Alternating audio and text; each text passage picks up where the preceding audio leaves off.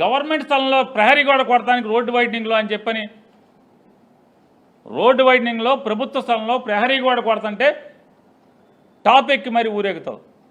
ఏమయ్యా నీ కోసం 10 ఏళ్ల నుంచి నానా గడ్డి గరిచి చెమటోడ్చి రూపాయి సంపాదించుకున్నటువంటి నీ కోసం ప్రాణాలు పెట్టినటువంటి జనసేన కార్యకర్త ఇల్లు దుర్మార్గంగా మా ఊళ్ళో మంత్రి కుల రవీంద్ర లంచం ఇవ్వలేదని పడగొడితే రావా అని అడుగుతున్నాను. టాపిక్ రావా? మా ఊరు టాప్ కాదు కదా అసలు. మామూలుగా ఎక్కడికి విమానం పైన ఎక్కి రావాలి కదా, విమానం మీద ఎక్కి రెక్క మీద ఎక్కి రావాలి కదా మా ఊరు. రారా మీరు? అంటే ఓట్లు వేసుకునేప్పుడు మాత్రం ఏది కావాలంటే అది వాడుకుంటాకి, ఏది కావాలంటే అది వాడుకుంటాకి. 2017లో చచ్చిపోయినటువంటి ఆ అమ్మాయి కోసం, ఆ అమ్మాయిని 17లో జగన్ సీఎమ్మా?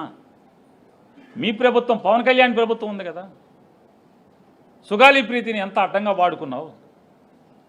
సుగాలి ప్రీతి మరణాన్ని ముక్కుపచ్చల ఆరన్నటువంటి లేత పసిప్రాణం హై స్కూల్ చదివేటంటే కనీసం 15 ఏళ్ళు కూడా నిన్నటువంటి అమ్మాయిని చావుని మరణాన్ని నీ ప్రభుత్వంలో జరిగితే దాన్ని జగన్కి ఆపాదించి నీచంగా ప్రచారం చేసి ఇవాళ ఆ అమ్మాయి సుగాలి ప్రీతి నీ కులం ఏంటి, నీ తల్లి అంటే ఆ అమ్మాయి తల్లి కులమేం కావాలి నీకు?